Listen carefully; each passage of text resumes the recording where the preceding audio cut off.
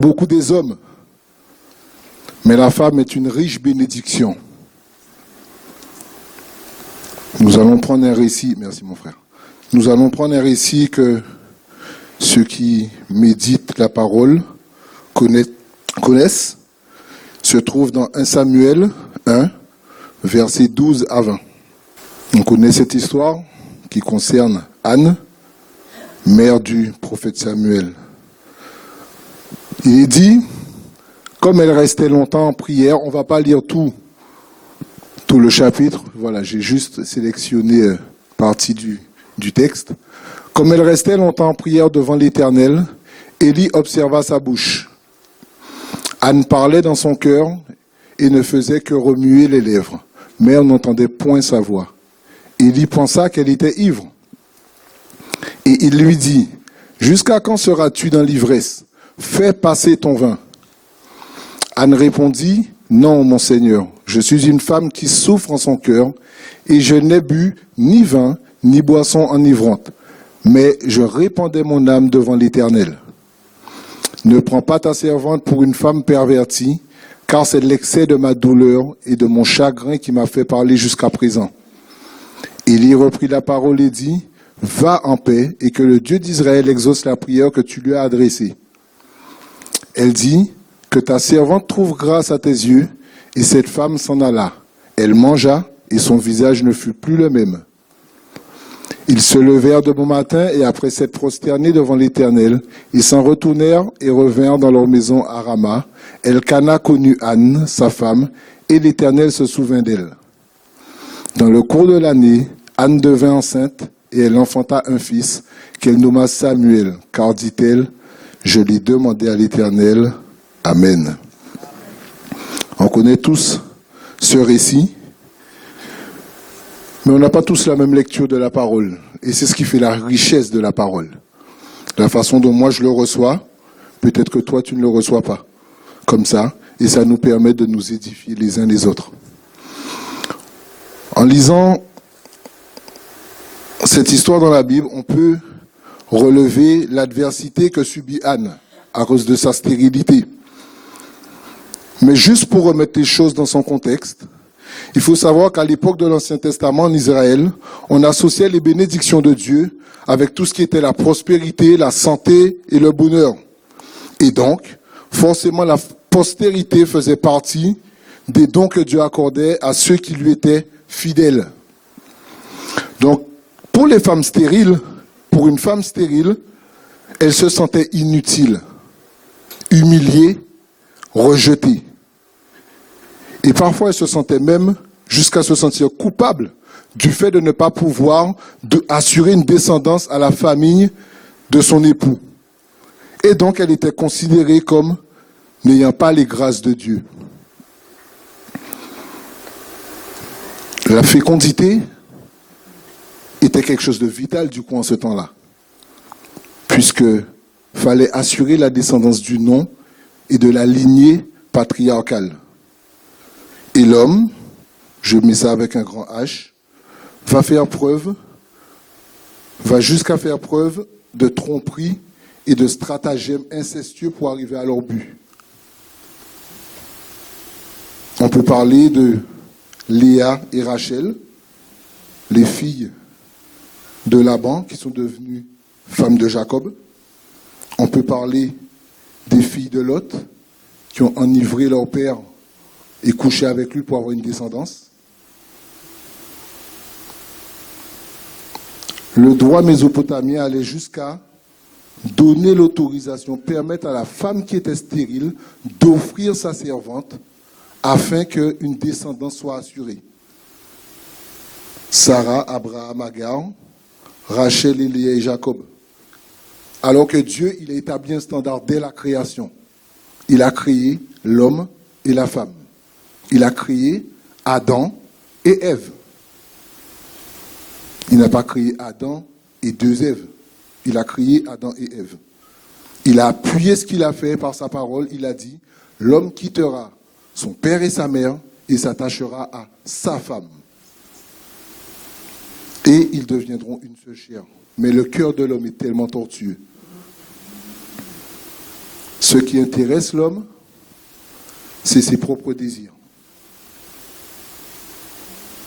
Jacques II dit, lorsque nous sommes tentés, ce sont les mauvais désirs que nous avons en nous, dans le vieil homme qui n'est pas encore crucifié, qui nous attirent et nous séduisent. Et une fois que ce désir-là, ce mauvais désir-là, ça a été conçu, il donne naissance au péché. Et lorsqu'il parvient au maximum de son développement, il engendre la mort.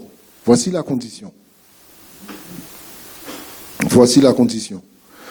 Donc aujourd'hui, on peut comprendre, lorsque on revoit ce contexte-là, on peut comprendre la profonde tristesse de Anne de ne pas pouvoir enfanter. Sa profonde douleur, son profond désarroi dans cette situation. Et on va voir son attitude ensemble. Anne veut dire Anna, du grec Anna, qui signifie grâce. Parce que moi, oui, je crois en la signification des prénoms. Je crois en la signification des prénoms. Parce que lorsqu'on comprend que tout est d'abord spirituel avant d'être charnel, ça veut dire qu'il y a un acte qui est posé d'abord. Lorsque tu donnes un prénom à ton enfant, c'est d'abord dans le spirituel, avant que ça soit dans le physique. On va voir ensemble la souffrance d'Anne. Anne se retrouve dans une position rabaissée par rapport à sa rivale Pénina, à cause de sa stérilité déjà, donc qui la pèse, mais en plus, sa rivale est maman de plusieurs enfants. Donc il y a un fossé qui se creuse entre les deux.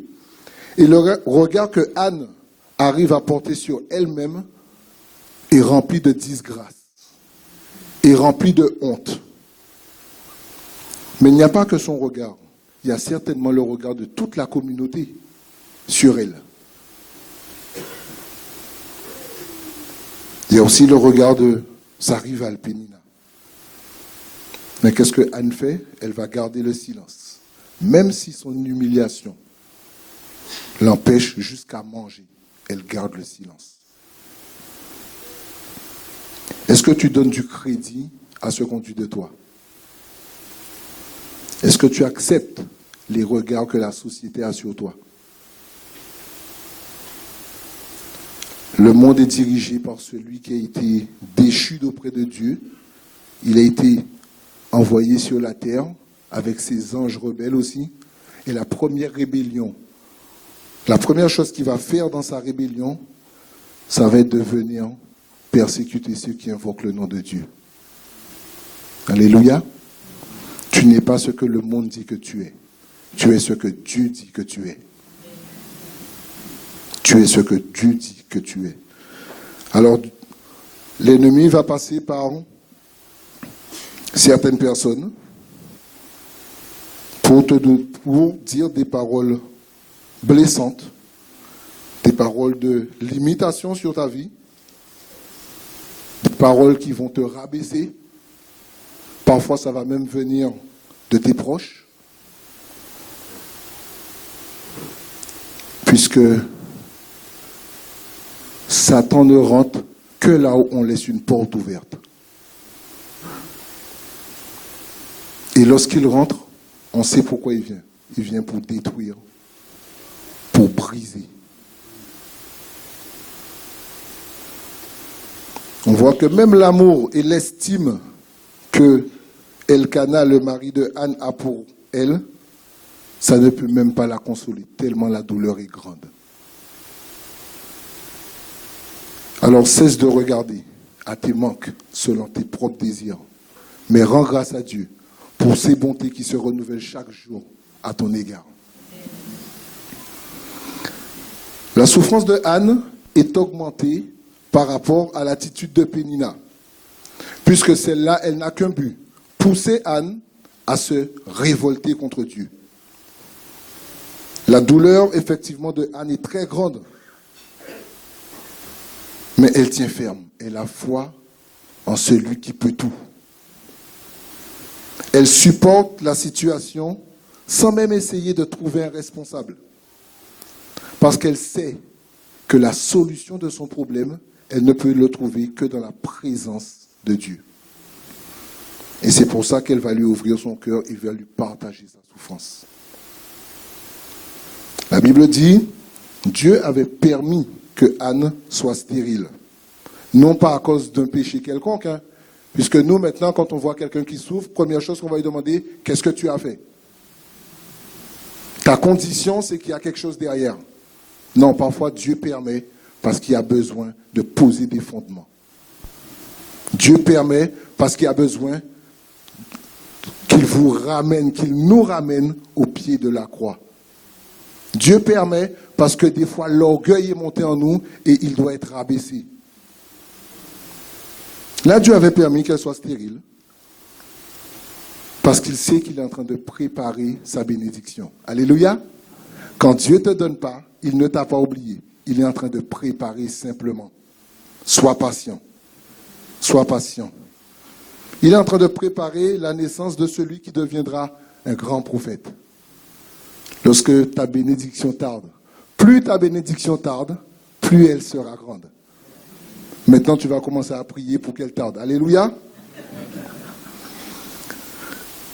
Le Seigneur veut nous donner, ça c'est le but du Père. Il veut nous donner de grandes choses, il veut nous bénir. Est-ce que toi qui es parent, quand ton enfant te demande quelque chose, même si tu n'as pas encore la capacité de lui donner, mais le désir de ton cœur, c'est de lui faire plaisir. Oui ou non? Alléluia, Dieu c'est pareil. Mais lui en plus, il a la capacité. Le but de Dieu, c'est de bénir ses enfants. Il sait à quel moment exact c'est le mieux pour nous. Nous, on est toujours pressés. Ça, c'est l'homme encore. On est pressé.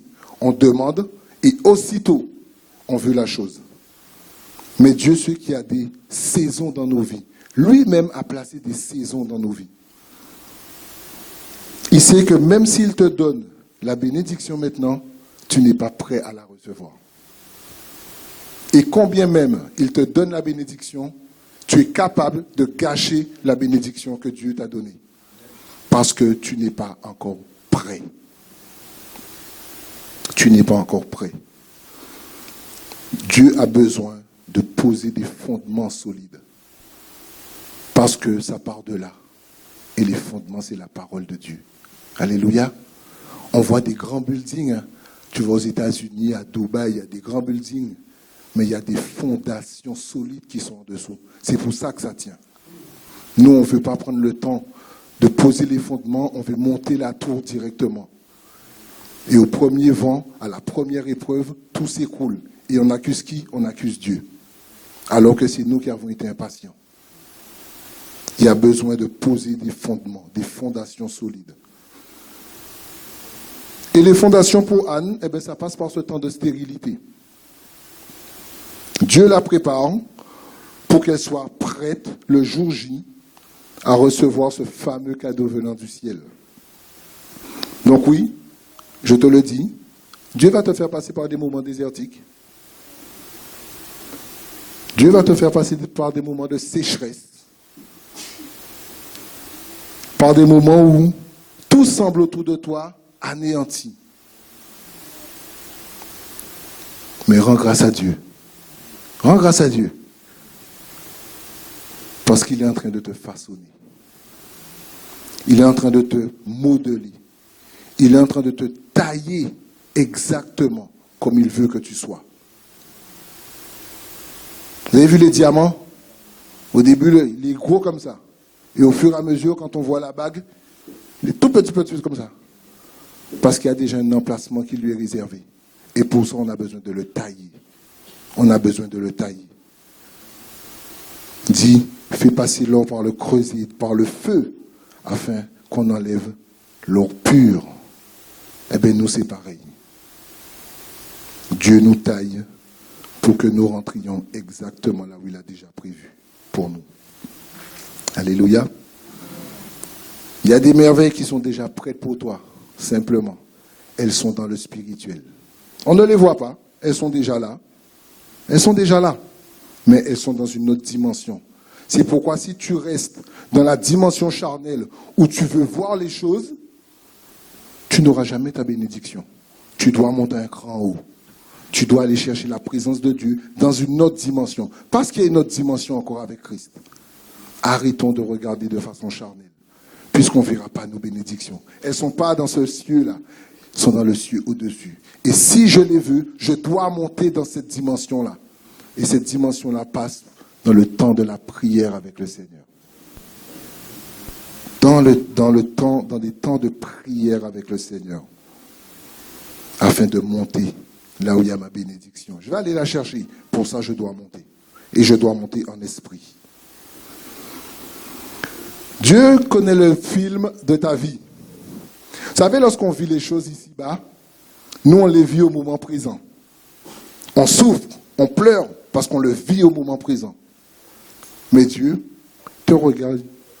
Ta vie, je l'ai déjà vue.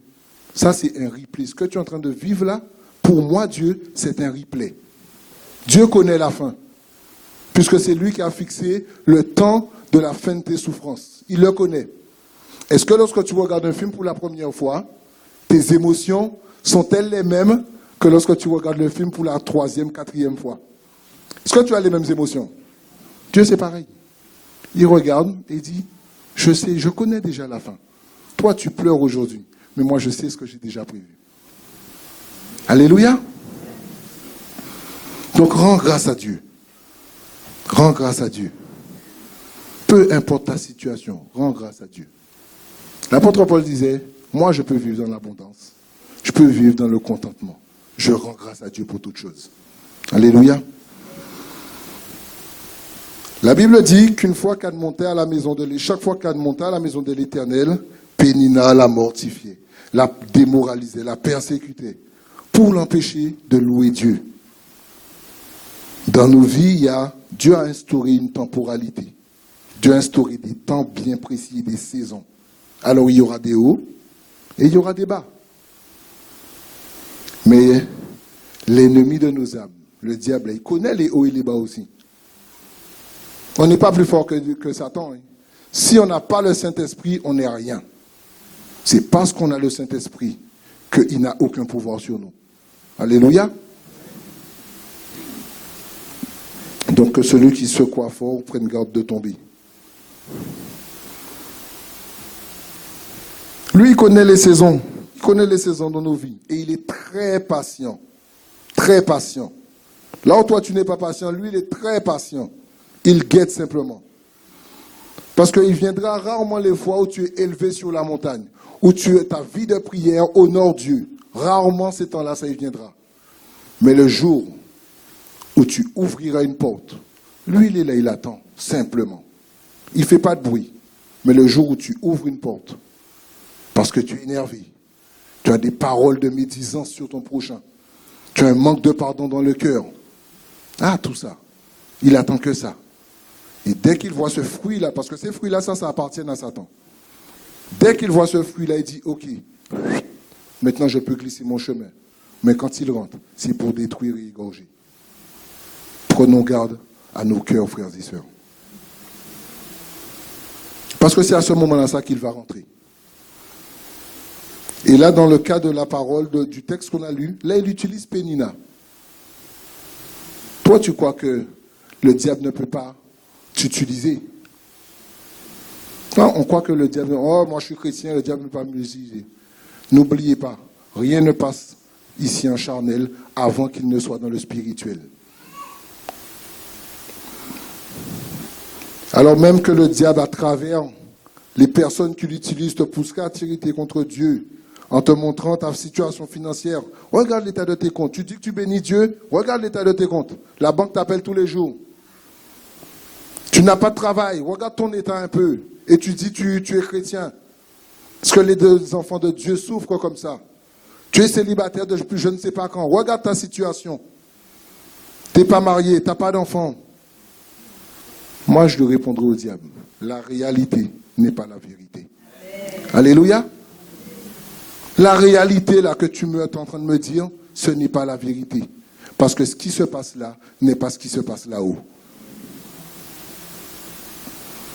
Moi, je lui dirais, je sais que je suis en façonnage. Alléluia. Je sais que Dieu est en train de me façonner, Dieu est en train de me tailler à sa façon, et que mes bénédictions sont juste en téléchargement. Elles vont descendre. Alléluia. Elles vont arriver. Elles vont arriver. Mais lorsque tu dis ça, tu ne peux dire ça que si tu le crois réellement. Si tu ne le crois pas, ne le dis pas. Si tu ne crois pas, ne dis pas. Puisque ça sonnera faux. Ce que je dis, c'est ce que je crois. Parce que je crois que c'est en train de se faire et que ça va arriver. Ça, c'est la foi. Dans l'épreuve ou la tristesse, la douleur, on peut imaginer Anne, des fois ça te masque la vue. Tu es tellement dans ta douleur, tu ne vois même pas les bénédictions que Dieu a déjà placées sur ta route. Et parfois, Dieu va utiliser la personne que tu crois qui te fait du mal pour te bénir. Alléluia. Dis amen si tu crois. Dieu va utiliser la personne que tu crois qui est en train de te faire du mal à te bénir. Anne avait Elkana, son mari. On dit que parmi ces deux femmes, c'est pour elle qui avait plus d'amour et d'attention. C'est une bénédiction. Mais elle souffre tellement qu'elle ne s'en rend même pas compte. Pénina, qui persécute Anne, finalement c'est une bénédiction pour Anne, puisque ça va la pousser à aller voir le Seigneur, à se mettre aux pieds de Dieu. Là où on croit que c'est une malédiction, c'est une bénédiction. Alléluia. Parce que ce que tu n'aurais pas fait dans ton propre confort, eh bien la persécution t'oblige à aller le faire. Alléluia. Là où tu n'aurais pas pris le temps avec le Seigneur, tu es tellement persécuté et tu sais qu'il n'y a qu'une seule personne qui peut effacer ça, c'est celui qui a tout payé à la croix. Eh bien, je vais à ses pieds. Alléluia. Quand on ne veut pas y aller, Dieu va mettre des situations pour nous obliger à y aller.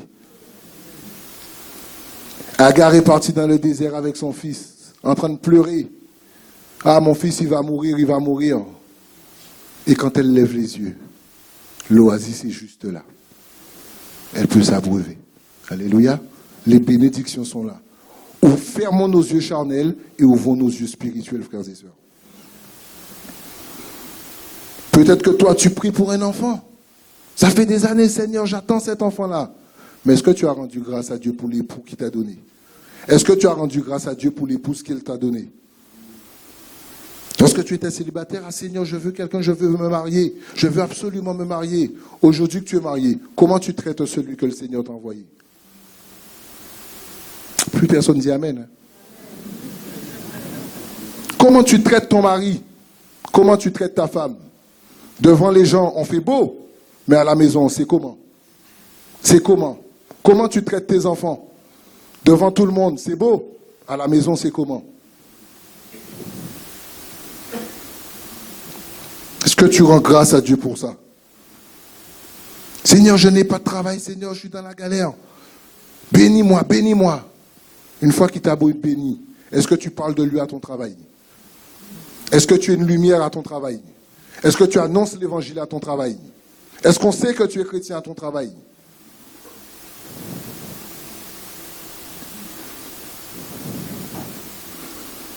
Tu peux passer des temps désertiques.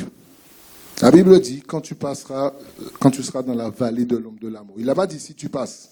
Il a dit quand tu passeras. Donc on y passera, frères et sœurs. Mais quelle est l'attitude que j'ai pendant ce temps-là? Quelle est l'attitude?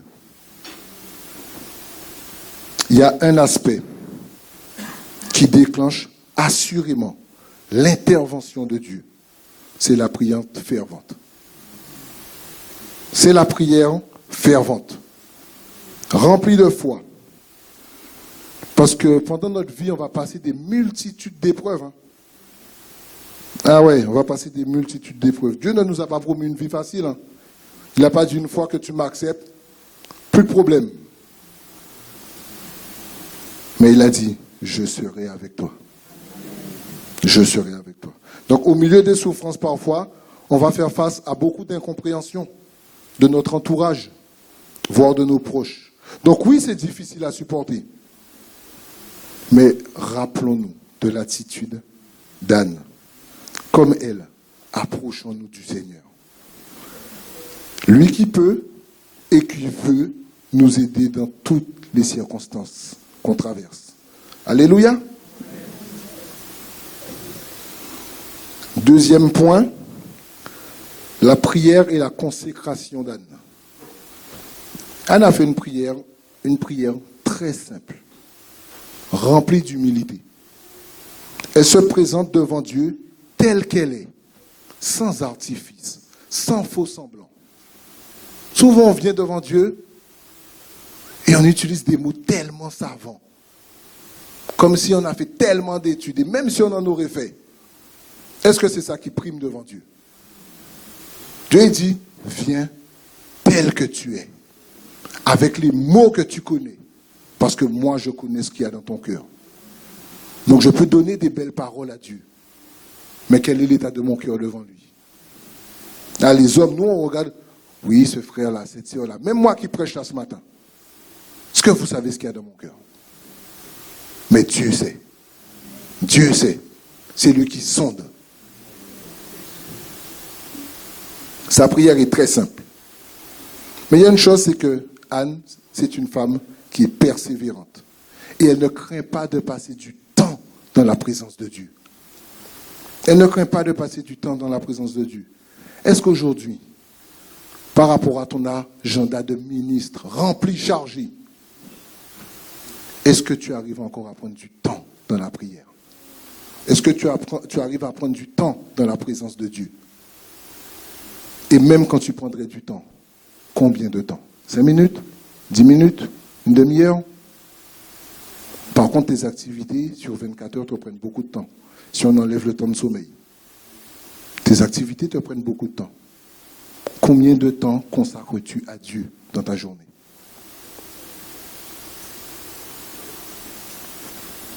Il faut savoir que celui qui reste dans la présence de Dieu, derrière, il y a de riches bénédictions qui arrivent derrière. Si tu n'es pas béni, mon frère, ma soeur, commence à retourner dans la présence de Dieu plus sérieusement. On avance. Verset 10, Anne pria l'Éternel et elle versa des larmes chaudes. Dans la Bible, il y a plusieurs manifestations de pleurs qui sont mentionnées. Il y a les pleurs de deuil, pleurs de repentance, pleurs de l'opprimé, etc. Mais généralement, tous expriment une douleur. Et ça, c'était l'état du cœur d'Anne. Comme elle est venue, abattue de sa situation. Et elle l'a porté devant le Seigneur, dans le secret. Tellement dans le secret que l'homme de Dieu, Élie, va juste voir les murmures de sa bouche. Mais il ne va pas entendre les paroles. Il va penser qu'elle est ivre.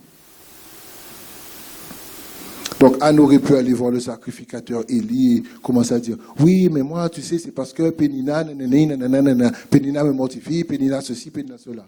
Ça, c'est notre attitude. Hein. Ça, c'est notre attitude, frères et sœurs, des fois. Ça, c'est notre attitude. Dès qu'il y a une oreille qui écoute, ah ouais, mais tu sais, la sœur, et le frère ici, et ceci, ça. Ça, c'est notre attitude. Mais est-ce que c'est une attitude qui plaît à Dieu? Est-ce que c'est une attitude qui plaît à Dieu? Elle est dans le secret. Elle est dans le secret, puisque sa prière n'est pas pour le sacrificateur Élie, sa prière est pour Dieu. Elle a choisi de se tenir dans la présence de Dieu et sans lui dire, c'est de ta faute si je n'ai pas d'enfant. Parfois dans la souffrance, on dit à Dieu, tu n'es pas juste. Hein. Dieu, tu n'es pas juste. Mais s'il faut pleurer devant Dieu, pleurons. Ne retournons pas nos larmes. Parce que Dieu connaît tes besoins. Il sait. Simplement, s'il ne t'a pas accordé, c'est parce que ce n'est pas le temps. S'il faut pleurer, ne retenons pas nos larmes. C'est le meilleur endroit où tu peux pleurer sans avoir de jugement. C'est au pied de Dieu. Parce que tu vas aller pleurer pour un frère et une sœur, et le lendemain, c'est elle-même qui va dire, ouais, mais tu te souviens quand tu pleurais. Dieu ne fait pas de reproches. Va pleurer au pied de Dieu. C'est le meilleur endroit. Parce que les larmes que tu vas lâcher au pied de Dieu, ça a un prix. Ça a un prix. Ça a un prix devant Dieu. Ça n'a pas de prix devant les hommes, mais ça a un prix devant Dieu. Mais certains, Ils veulent que quand ils souffrent, toute l'assemblée sait qu'ils souffrent. Toute l'assemblée sait quel est le problème. Mais la Bible dit, quand tu veux prier, va dans ta pièce la plus refermée, verrouille la porte et adresse ta prière à ton Père, qui est dans les cieux, il te le rendra. Alléluia. Je ne dis pas qu'il ne faut pas faire de prière publique. Écoutez bien mes propos. Mais je dis qu'il y a certains sujets. Ça se passe dans un cœur à cœur avec le Père. Il y a certains sujets, c'est au pied de Dieu que je l'emmène. Alléluia.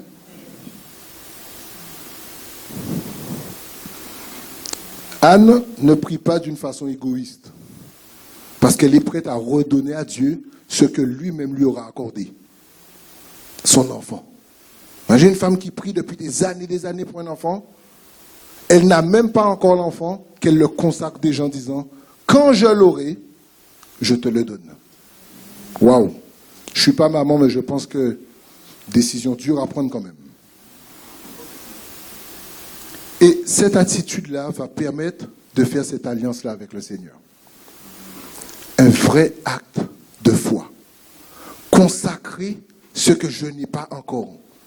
Parce que ma foi est tellement grande que je sais qu'un jour je l'aurai. Ça, c'est une promesse qui dépasse l'entendement humain. Est-ce que tu es prêt à consacrer ce qui te tient tellement à cœur? Es-tu prêt à le consacrer ce matin? Cette chose pour laquelle tu as tant prié, tant crié à Dieu, le jour où tu l'as, est-ce que tu es prêt à le lui consacrer?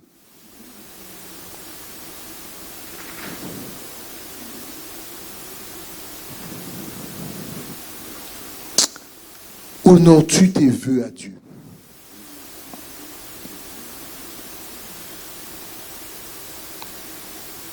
As-tu passé autant de temps ou passes-tu autant de temps à remercier Dieu que le nombre de temps que tu lui as demandé? Généralement, on demande. Et ça, c'est bien. Il faut demander. Prière fervente, il faut demander. Mais quand on reçoit, il faut prendre le temps aussi d'aller remercier. Parce qu'on demande pendant des mois, pendant des années, mais le jour où Dieu nous bénit, merci Seigneur, et c'est fini. Rends grâce à Dieu. Rends grâce à Dieu. Ne soyons pas des oublieux. Il a guéri 9 lépreux. Combien sont revenus? Un seul. Où sont les autres? Ça, des fois, c'est notre façon d'agir avec Dieu. Ça, c'est notre façon d'agir avec Dieu. Père, je crie à toi des années. Seigneur, il a compassion, il dit, tiens mon enfant. Et le jour où parfois je dis même pas merci. Ou je dis, Seigneur, merci, j'ai tourné le dos. Rendons grâce à Dieu. Aïe. Anne va vivre, en fait, elle vit déjà ce que Jésus va dire plus tard à ses disciples. Si quelqu'un veut venir à moi, qu'il renonce à lui-même. Le vœu d'Anne, c'est ça. Qu'il renonce à lui-même. Renonce à ce que tu as. Renonce à qui tu es pour venir me suivre. Ça, c'est la condition. Mais Dieu ne va pas abandonner cette femme-là. Il voit sa sincérité, il voit sa douleur. Et dans son amour, il va intervenir pour honorer sa foi. Par la bouche du même Élie qui va l'encourager. Le même Élie qui lui a dit, passe ton vin. C'est lui-même qui va donner la parole de Dieu pour sa bénédiction. Et Anne, elle va repartir, elle mange. Et son visage n'est plus le même. Ça, c'est le résultat de la puissance de la prière. Il n'y a que la prière qui peut déclencher ce genre de miracle. Alors, qu'en est-il pour toi? Est-ce que ta vie de prière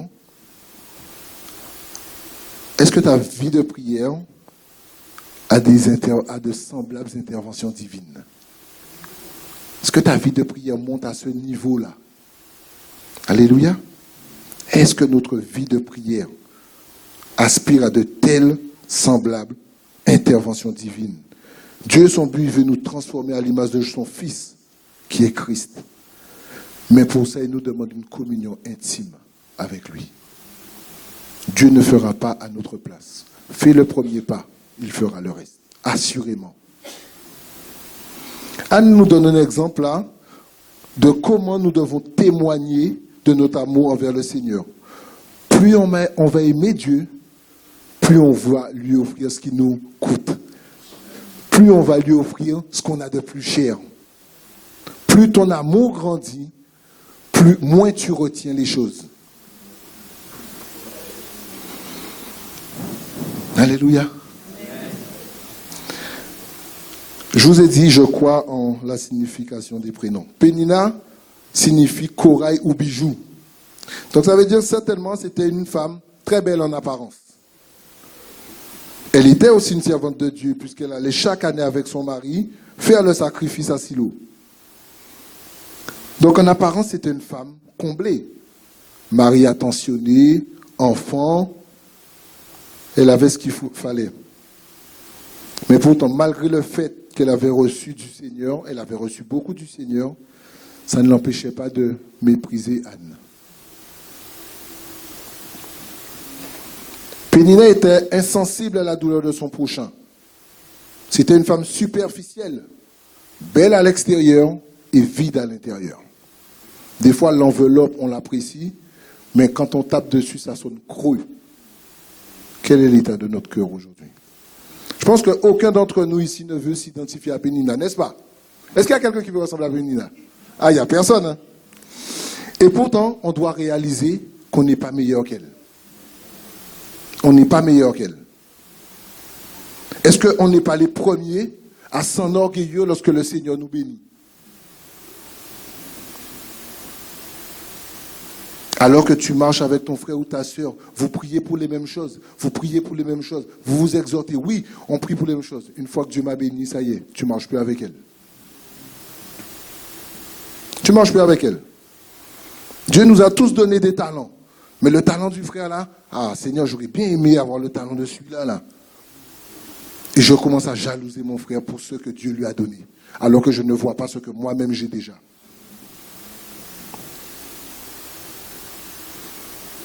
Frères et sœurs, jugeons l'esprit de Pénina en nous, parce qu'il nous guette tous. Personne n'est plus élevé l'un que l'autre. Anne pleure parce qu'elle veut un fils. Ok. Mais si elle demande un fils, c'est même pas pour le garder pour elle, c'est pour le mettre au service de Dieu. Lorsqu'on demande à Dieu des choses, quel est le motif? Quel est le motif? Pour mes propres désirs? Pour mon propre orgueil? Pour pouvoir dire je? Ou Seigneur, je demande, mais lorsque tu me donneras, ce sera pour ta gloire. Pour quel motif on demande les choses à Dieu? Donc, il faut qu'on arrête de nous apitoyer sur notre sort et les circonstances de notre vie, frères et sœurs. Mais allons au pied de la croix. Allons parler à Dieu en toute humilité, en toute vérité. Si tu reconnais son autorité, sa souveraineté dans sa vie, c'est là que tu iras pleurer. Et là, tu vas voir, une fois que tu as cette attitude-là, les choses commencent à changer dans ta vie. Après que Anne ait parlé avec Élie, elle se lève, elle mange. On pourrait imaginer qu'elle va s'asseoir devant Pénina, devant son problème, et je me tiens debout. Lève-toi devant ton problème. Lève-toi devant ton problème. Lève-toi devant la situation qui te rend faible. Lève-toi devant la honte qui est sur toi. Lève-toi devant les discours blessants qu'on t'a donnés. Lève-toi devant ceux qui ternissent ta réputation dans la bouche des hommes. Lève-toi. Lève-toi. Et tu verras comment l'aspect de ton visage va commencer à rayonner. Parce que tu es dans la présence de l'esprit qui ôte les péchés du monde. L'esprit qui rétablit. L'esprit qui relève. L'esprit qui sanctifie. Quand tu es dans la présence de cet esprit-là, tu peux te mettre debout devant ta situation. Tu peux te mettre debout devant ton problème. Parce que même si je vis, ce n'est plus moi qui vis, c'est Christ qui vit en moi. Le Seigneur a entendu la prière de Anne, comme il entend la tienne ce matin. Tous les outrages de Pénina, tout ce qu'elle pouvait dire, maintenant ça passe au-dessus de Anne. Commence à reprendre goût à la vie. Sache que les circonstances extérieures, ce n'est pas ça qui gouverne ta vie. C'est pas ça qui gouverne ta vie. Ça, c'est un faux semblant que l'ennemi te fait croire. C'est pas ce qui gouverne ta vie. Ce qui gouverne ta vie, c'est celui qui a été jusqu'à la croix pour toi. C'est lui qui gouverne ta vie. Son cœur à cœur, Anne, avec Dieu, ça a redynamisé sa foi. Et pourquoi il est bon de prendre du temps dans la présence de Dieu? Transformer le cœur profondément, avec sincérité. Tout ça, ça vient de Dieu. Ça, ce n'est pas les capacités d'un homme. C'est Dieu. Quand on passe du temps avec Dieu, la dimension de tes problèmes change. Parce que c'est plus toi qui les portes. C'est Dieu qui les porte à ta place. Ça, c'est le réveil de la foi. Psaume 34, verset 6. Quand on tourne les regards vers lui, on est rayonnant de joie. Et le visage ne se couvre pas de honte. Là où les hommes auraient pu t'accabler, Christ t'a restauré.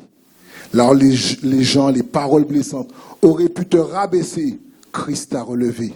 Alléluia. Christ t'a justifié. Christ t'a sanctifié. Le monde n'a plus de pouvoir.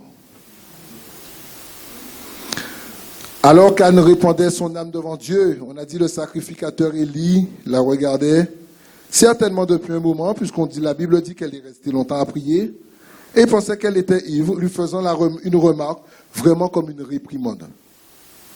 Mais il faut noter que Élie, sacrificateur de Dieu, avait 2 fils, qui eux aussi étaient sacrificateurs de l'Éternel, qui faisaient le sacrifice à Silo chaque année.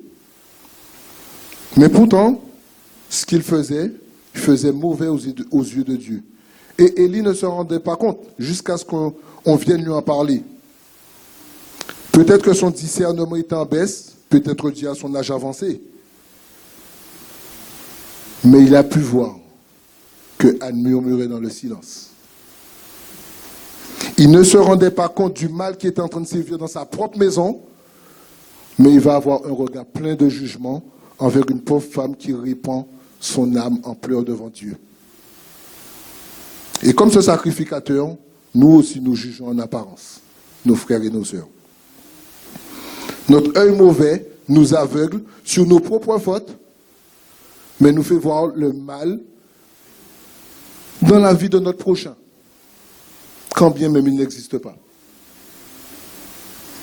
C'est pourquoi il est écrit, hypocrite, ôte premièrement la poudre de ton œil, et alors tu verras comment ôter la paille qui est dans l'œil de ton voisin. Et ça, c'est pour nous tous ici, moi le premier. Seigneur, donne-nous de ne pas juger à la hâte, mais de reconsidérer nos propres voies, afin de mieux aider nos frères et nos sœurs qui se trouvent dans une difficulté. Ça doit être notre prière tous les jours. Parce que ça, ce sont des esprits qui nous guettent. Face au jugement injuste de l'homme de Dieu, Anne, elle ne s'offense pas. Mais elle choisit encore de se rabaisser, juste en l'expliquant la situation et le pourquoi de l'apparence défaite qui est marquée sur son visage. Et sa bonne réaction face à l'homme de Dieu va lui prévaloir une bénédiction. Parfois, on veut s'élever devant les hommes. Apprenons à nous rabaisser, parce que celui qui nous élève, c'est Christ. Et l'homme de Dieu va prier pour elle. Et celle qui était venue vers Dieu dans les pleurs, elle retourne consolée et sereine. Alléluia. Et là maintenant, elle est prête à recevoir le fruit de sa prière. Mais il y a du temps qui est passé entre-temps. Il a fallu attendre. Il a fallu attendre. On va prendre le 3e point pour terminer. Qui est la fidélité de Anne et sa reconnaissance. Quelques mois plus tard, Anne, elle va voir l'exaucement de sa prière prendre vie. Et elle va donner naissance à Samuel qui va devenir prophète de l'Éternel. Samuel qui signifie entendu, exaucé de Dieu. Sans la joie qui anime Anne elle aurait pu oublier ou renoncer même à accomplir le vœu qu'elle avait fait à Dieu. On est tellement content parfois d'avoir reçu la bénédiction, on oublie ce qu'on avait dit avant. Mais non, elle va tenir parole. Elle va jusqu'au bout de ce qu'elle a promis à Dieu, qui est de consacrer l'enfant à son service. Jusqu'au bout. Peut-être y a-t-il dans nos vies des promesses qu'on a faites à Dieu et qu'on n'a pas tenues. Mais ce qui est merveilleux, c'est qu'avec Dieu, il n'est jamais trop tard. Alléluia. Il n'est jamais trop tard. Donc s'il y a des promesses que tu as faites, reviens dessus et accomplis-les. Alléluia. Parce que derrière le vœu que tu vas tenir, derrière la promesse, Dieu va bénir par-dessus. Ça, c'est le standard de Dieu. Sois fidèle dans des petites choses et je t'en confierai des plus grandes. Ça, c'est le standard de Dieu. Sois fidèle. Quand tu as promis quelque chose, fais-le. Fais-le. Parce que ça peut devenir un frein dans ton avancement spirituel. Tout au long de son épreuve, Anne, elle expérimente la fidélité et la bonté de Dieu. Elle expérimente l'amour de Dieu. Maintenant qu'elle est dans la joie, parce que Dieu a comblé le désir de son cœur, elle l'exprime dans une prière de louange et d'action de grâce. Et ça va démontrer la grandeur de l'Éternel, sa miséricorde, sa bienveillance à l'égard des délaissés. Ceux que la société méprise, Dieu n'a pas l'œil de l'homme, bien heureusement. Elle va adresser une prière de louange. On peut le voir dans 1 Samuel 2. On ne va pas le lire. Je vous invite à aller méditer la parole, n'est-ce pas? Il faut savoir que tout est grâce. Tout est grâce. Et je pose bien mes mots. Tout est grâce. Parce qu'on ne mérite rien du tout. Et pourtant, Dieu bénit. Hein. On ne mérite pas, mais pourtant, il nous bénit. C'est pour ça, soyons reconnaissants chaque jour. Ce ne serait-ce pour le souffle de vie qu'il te donne. Rends grâce à Dieu. Parce qu'il y en a qui auraient voulu se lever ce matin et qui n'ont pas été. Et toi, tu es là ce matin. Rends grâce à Dieu déjà. Ça déjà, c'est un miracle. On prend les choses avec légèreté. Je me lève le matin, première chose que je fais que sortir de mon lit. Je ne rends même pas grâce à Dieu de m'être réveillé. D'avoir tous les sens, de voir, d'entendre, de sentir, de toucher. Tout ça, c'est une grâce. Il faut commencer à peser ça dans nos cœurs, frères et sœurs. Conséquence de l'attitude d'Anne. Et je termine pour de vrai cette fois-ci. Dieu a pu utiliser cette femme. Pourquoi? Parce qu'elle a juste été disponible. Elle s'est rendue disponible pour Dieu. Et la consécration de sa vie va avoir des répercussions extraordinaires. Parce qu'elle va être une source de bénédiction pour toute une nation. Avec son fils.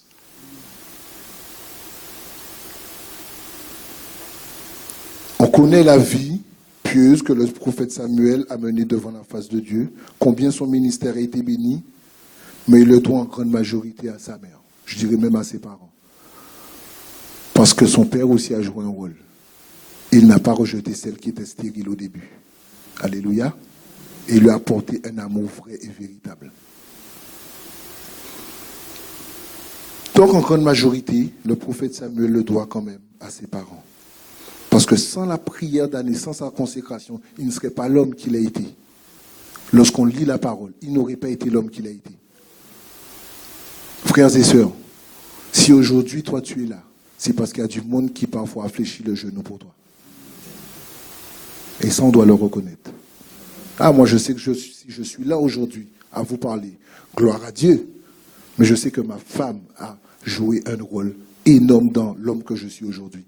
Ma famille a joué un rôle énorme. Ma sœur qui est là a joué un rôle énorme. Et ça, on doit le reconnaître.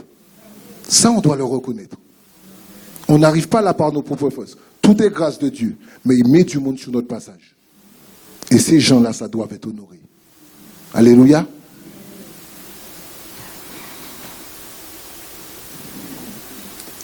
Elle a œuvré en coulisses. je reviens sur le rôle des femmes. C'est ce que j'ai dit en introduction du message. Elle a œuvré en coulisses, Anne, loin des projecteurs qui étaient fixés sur Samuel, puisque c'est lui qui était l'homme de Dieu. Mais son attitude a été aussi importante que ce que Samuel a accompli. Souvent, la femme agit dans l'ombre, dans l'œuvre de Dieu. Souvent, très souvent et trop souvent. Moi, je veux mettre les femmes à l'honneur aujourd'hui. Trop souvent, la femme agit dans l'ombre de l'œuvre de Dieu. Et c'est l'homme qui récolte toutes les félicitations. Toutes les louanges, les hommages, l'homme. Mais derrière, il y a une femme qui plie le genou la nuit et qui prie. Et ça, on doit le reconnaître. Trop souvent, on oublie les femmes. Mais Dieu utilise qui il veut, qu'on soit content ou pas. Et il fait au-delà de ce qu'on peut imaginer. Au-delà de ce qu'on peut imaginer. Christ, quand il reviendra chercher son église. Ce n'est pas les murs. Hein. Il reviendra chercher des hommes et des femmes qui lui appartiennent et qui ont mené une vie qui l'honore.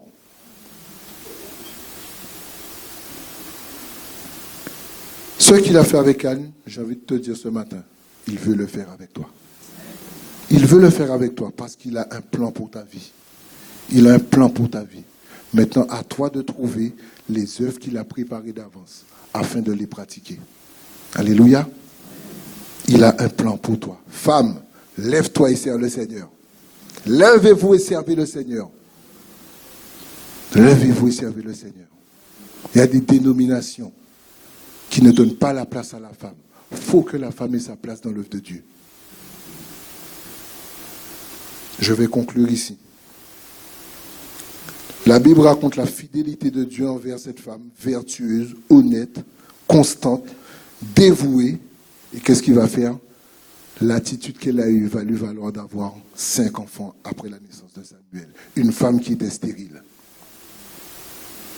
Le Seigneur l'avait bénie au-delà de toutes ses attentes. Et il veut le faire aujourd'hui avec toi ce matin. Attends-toi à Dieu. Attends-toi à lui. Garde juste la bonne attitude et attends-toi à lui avec patience. Certainement, le Seigneur va te visiter au temps marqué. Parce qu'il dit, j'honorerai celui qui m'honore. Et je termine sur ce verset. En effet, je connais les projets que je forme pour vous, déclare l'Éternel. Projets de paix et non de malheur, afin de vous donner un avenir et une espérance. Alléluia. On incline le front. Père, nous te bénissons, Seigneur, pour ta parole encore ce matin. Merci parce que, Seigneur, nous voulons reconnaître que tout est grâce de toi. Rien ne vient de nos propres forces, mais tout est grâce de toi. Tu nous demandes, Seigneur, simplement de nous tenir à la brèche, de mener une vie de sanctification, de mener une vie qui t'honore, Seigneur.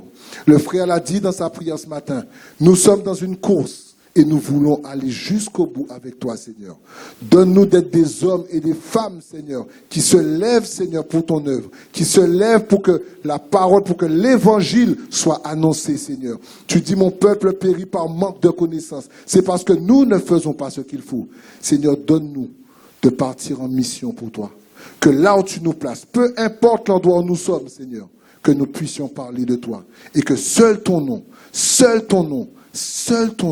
soit glorifié au nom puissant de Jésus. Amen. Soyez bénis.